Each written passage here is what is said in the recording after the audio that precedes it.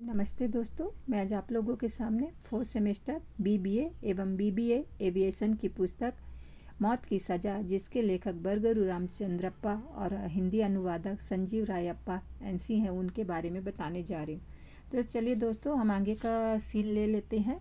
तो अगले दिन हुसैन शहर आते वक्त खुशी नज़र आ रहा था, तो मैं केवल साला के पास ही रह जाता, परंतु वह हर बात पटेल टीचर अम्मा को ही बताता था, चाहे वह खुशी का हो या गम का हो। कभी कभी हमें लगता है इनका अटूट संबंध है, इनके मन में क्या सोच है।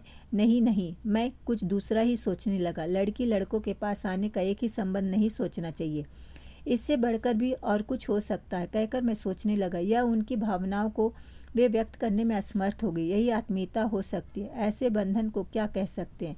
इतना तो सच है, टीचर अम्मा और हुसैन का अलग ही संबंध है।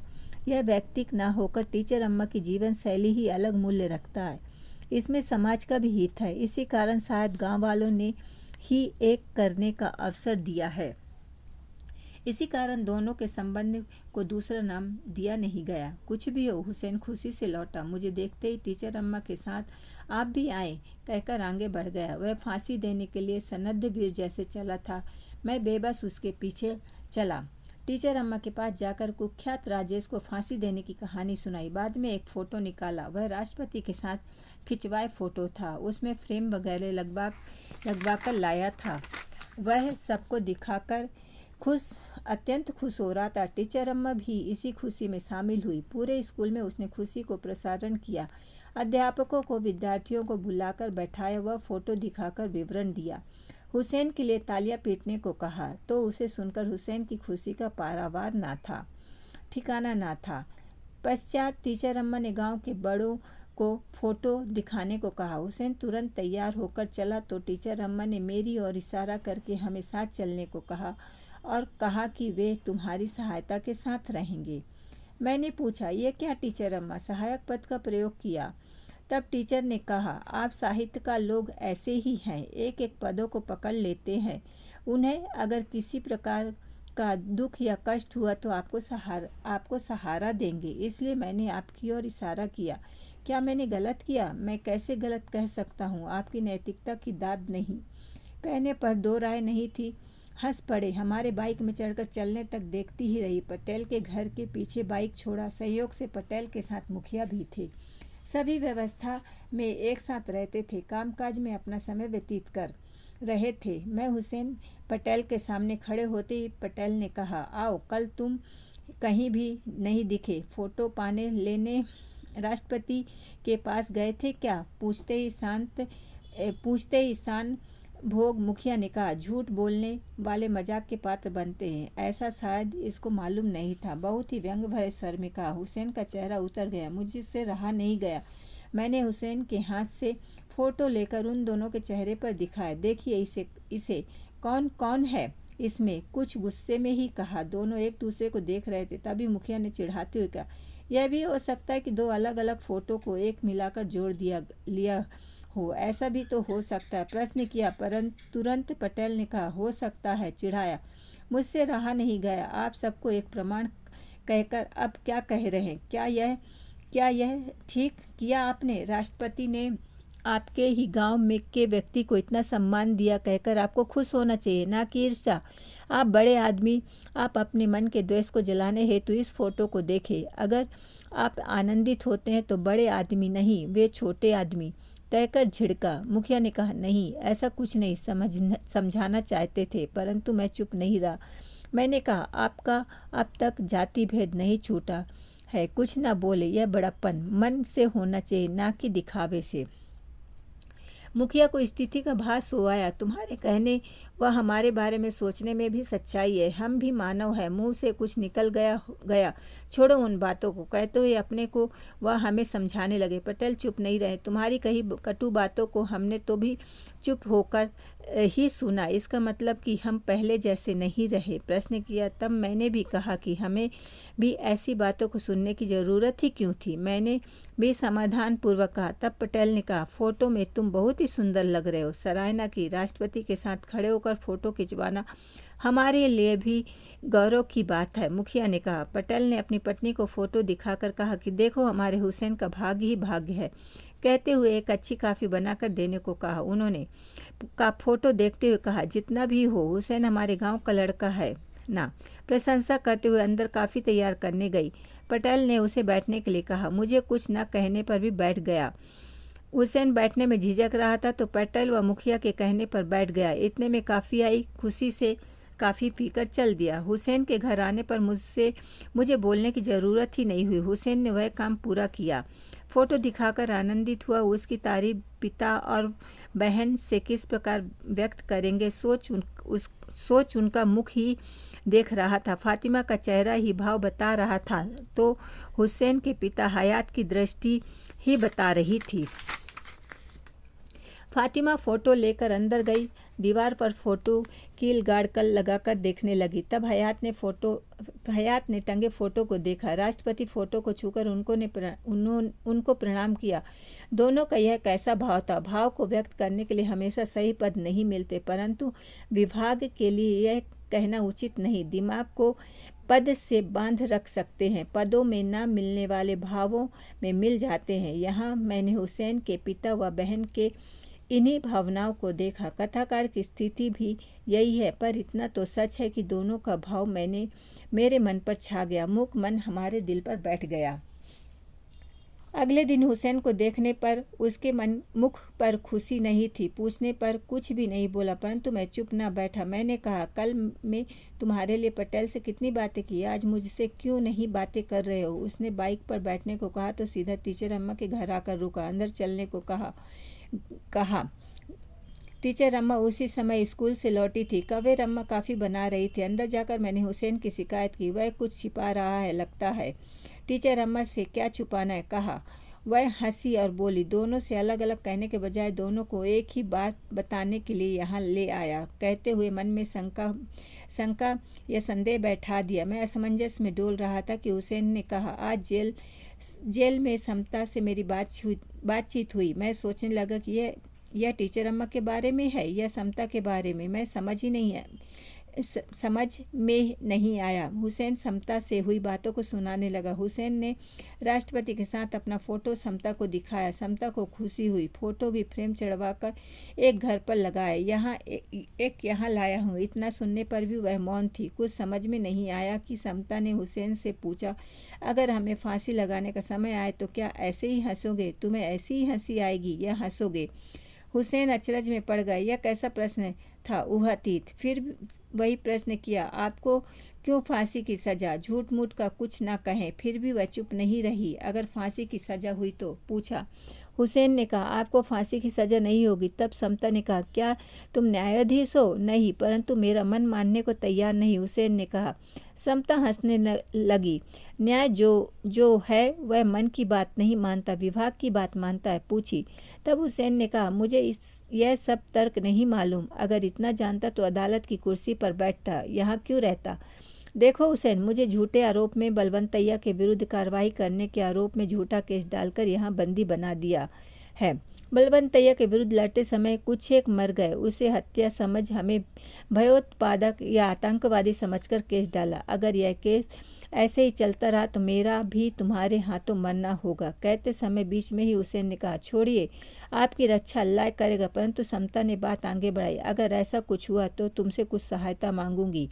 मुख्यमंत्री की बेटी सुशीला मेरी सहेली है। अगर वह सहायता करेगी तो मेरा केस वापस हो सकता है। मैं एक पत्र लिखकर दूंगी, सुशीला का फ़ोन नंबर दूंगी, पत्र पहुंचाओगे ना? हुसैन इतना विषय कहते ही मैंने तुरंत पूछा, पत्र लिखने के लिए कागज़ कलम चाहिए ना? उसे देने का कानून आपको है या नहीं? हुसैन के कहे अनुसार कोई गंभीर वस्तु न मांगकर कागज़ कलम मांगने पर देने का अधिकार दंड पाने वाले कैदियों को दे सकते हैं। मृत्युदंड घोषित कैदियों को इतनी यह सुविधा तो दे सकते हैं। इतना सब जानने के बाद आगे कहा, मैंने कहा, आज की घटना इस प्रकार की थी। हुसैन की समझ में नहीं आया कि वह आगे क्या बोले। समता ही बोली, तुम्हारे मन में मुझे दंड न होने का प्रबल विश्वास हो तो इसका मतलब यह हुआ कि मैंने कोई गलती नहीं की। इतना मैं सब कुछ आपसे सहायता मांगने के लिए नहीं कह रही, मोबाइल पर तुमसे छिपकर बात करने के लिए भी नहीं कहूँगी, नहीं तो मृत्युदंड देने का काम भी तुम्ही को आ सकता है, जरा सोचो। हुसैन घबरा गया। क्या समता को फांसी? अगर न्यायालय आदेश दे दे तो हमें वह काम करना ही पड़ेगा। परंतु हुसैन को समता पर पूर्ण विश्वास था, वह अपराधी नहीं थी। इतना ही नहीं, राष्ट्रपति के साथ बहुत देर तक बातचीत भी हुई। इसी सोच में वह आगे बढ़ रहा था कि सामने अधिकारी के साथ बलवंतैया के शिष्य को भी आते हुए देखा। तुरंत वह समता से कहकर वहां से खिसक गया। फिर वही चिंता, कभी किसी कैदी की सहायता न करने वाली समता की सहायता कर सकेगा। सहायता करने पर उसकी जान बच सकती है क्या? नहीं तो नहीं। यही कहने का मतलब है। हे अल्लाह, अब मैं क्या करूं? कहते हुए साहिर आया था। मैं उसकी सोच छोड़ क्यों जेल की कोठरी के पास बलवंतैया के शिष्य आए थे, अलग से भेंट करवा सकते थे, पूछा। हुसैन ने कहा, मृत्युदंड घोषित होने पर कुछ नहीं हो सकता। कोठरी के पास ही लाकर बातचीत होने तक वहीं रहना चाहिए। सभी बातों को छोड़ समता के बारे में बताए टीचर के कहने पर मैं वास्तविकता में आया।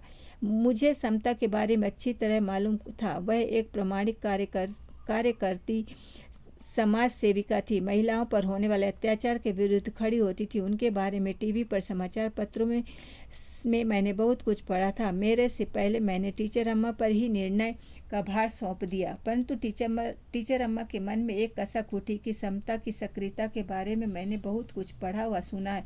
मैं भी उन्हें उस स्कूल में बुलाकर भाषण दिलवाने के बारे में सोच रही थी। परंतु प्रश्न यह है कि हुसैन मुझे लुके छिपे समता की सहायता करना कानूनी तौर पर गलत है। अगर आपको समता में कोई दोष न्यायिक तौर पर नहीं दिखता तो सहायता करने में कोई अर्ज नहीं। अगर जान बचाने में गैर कानूनी कार्य किया है तो जान बचाने के लिए कानून का उल्लंघन करने में नैतिकता उचित है। मैंने दृढ़ता से कहा, कानून सदा नैतिक होना चाहिए, परंतु उसके अपनाने में सही दिशा न दिखे तो हमें उसका सही उपाय ढूंढना चाहिए। कानून अगर अंधा दिखे तो हमारी अंतरात्मा की आवाज़ सुननी चाहिए। यही भाव हमारे मन में जाग रही थी। मैंने अपने मन की बात कह दी। टीचर अम्मा हुसैन के सामने कही तो टीचर अम्मा ने साथ दिया, पर हुसैन की हिम्मत कुछ कहने को ना हुई। तब टीचर अम्मा ने कहा, देखो हुसैन, अपराधियों को दंड मिले या ना मिले, परंतु अपराध ना करने वालों को दंड नहीं मिलना चाहिए।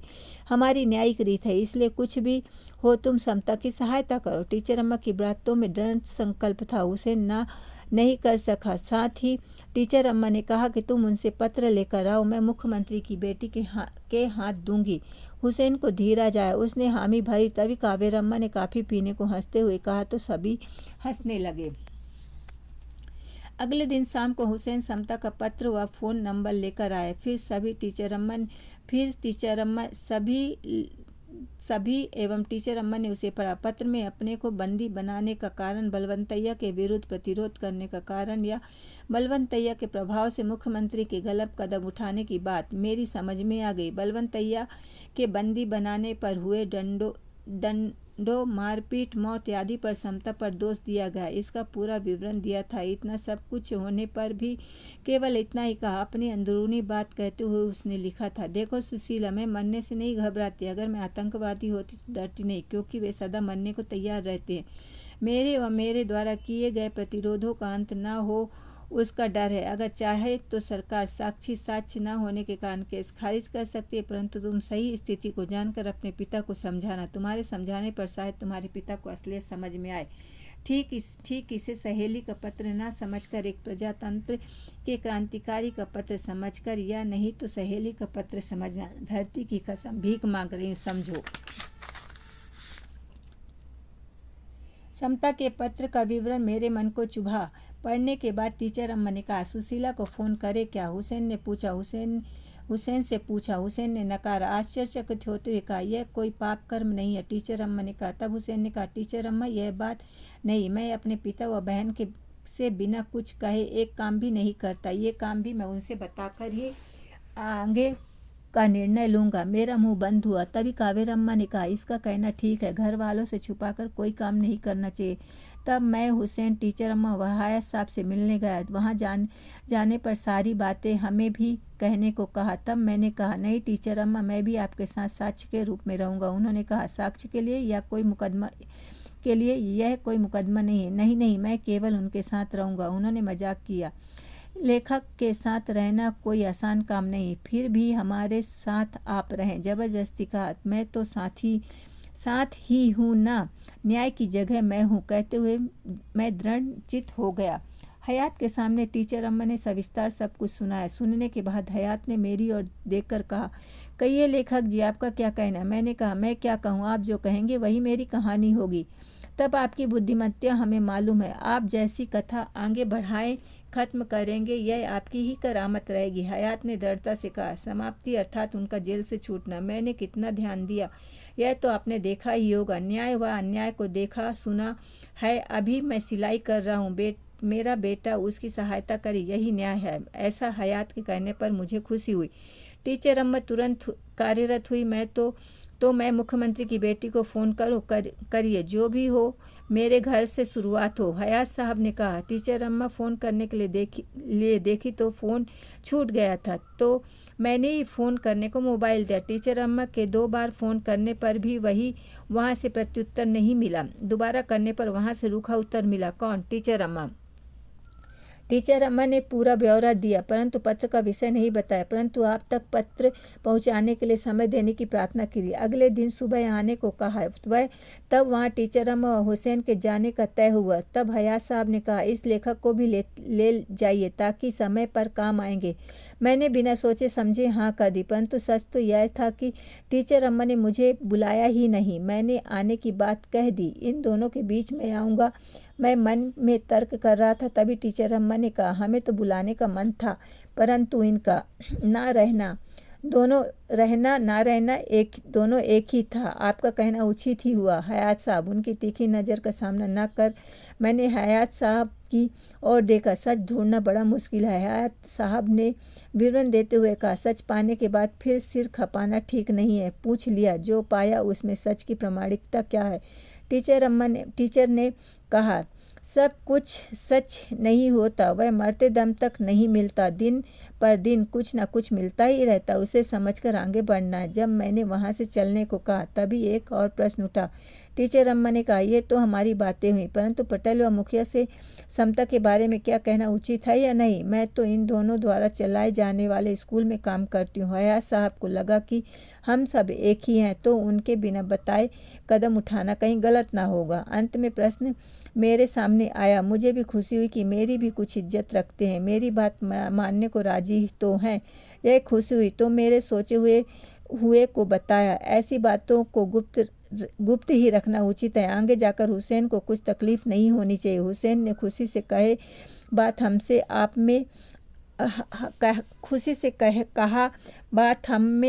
में आप में ही बीच होनी चाहिए, किसी से नहीं कहनी है। कहते हुए फातिमा का चेहरा देखा। मैं किसी से नहीं कहूँगी, चाहो तो फोटो को छूकर प्रमाणित करूँगी, रीझते हुए कहा। हुसैन ने तब कहा, मुझे कोई प्रमाण नहीं चाहिए, तुम्हारी बातों पर भरोसा है। सबके चेहरे पर खुशी थी। तो दोस्तों, आज के लिए इतना तक ही, आगे के पाठ में चलेंगे। धन्यवाद। कमेंट्स करिए, लाइक करिए। धन्यवाद।